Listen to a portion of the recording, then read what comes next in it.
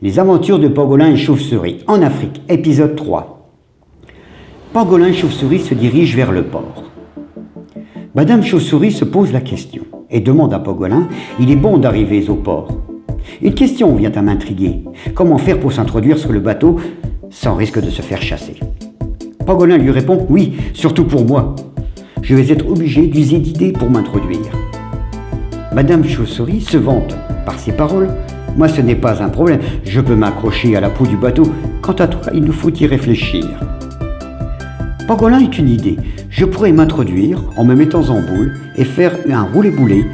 Une fois sur le bateau, je me cache en fond de cale. »« Oui, » lui répond Madame Chauve-souris. « Il te faut attendre le moment propice. »« Oui, mais à quel moment ?»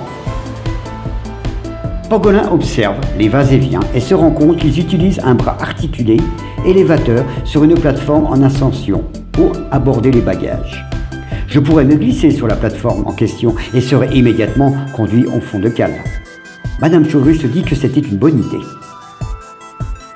Pangolin s'exécute. Il bifurque entre valises et autres contenants. Il finit par se rapprocher de la passerelle en question, tout en restant caché entre les centaines de bagages. La passerelle se met en mouvement et finit en fond de cale du bateau. Pangolin reste caché et attend que le toit de la cale se referme. Il entend le mécanisme qui se met en mouvement et bientôt l'obscurité enveloppe la cale complètement. Il y fait très sombre.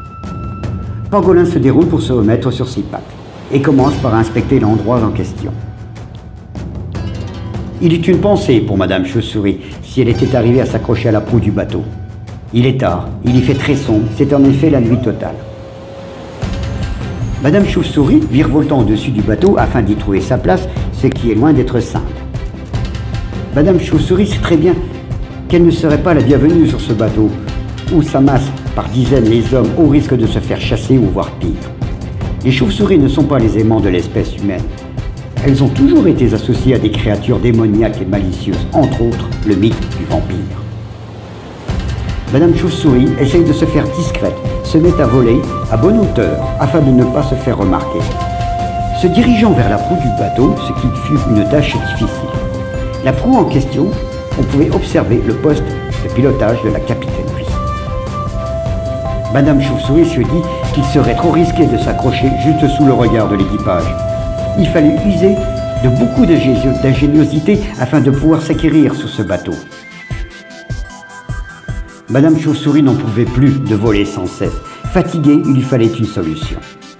Madame Chauve-souris s'aperçut que le seul endroit qui n'est pas sous l'œil aguerri des hommes était en fait l'une des grandes cheminées de ce paquebot. Et décide donc d'y aller et de s'y accrocher. Le ciel sombre d'obscurité pouvait lui être que favorable. Madame Chauve-souris s'exécute et décide d'y faire le voyage jusqu'à l'arrêt du prochain port. Pendant ce temps, Pangolin restait blotti au fin fond de la cale. Il finit par s'endormir. Pangolin lui aussi était exténué par ses longues marches et savait qu'il ne risque plus rien, du moins jusqu'à l'arrivée du bateau au prochain port. Au moment où il entame son sommeil bien mérité, il finit par entendre comme une sorte de soupir et un léger grognement juste à ses côtés.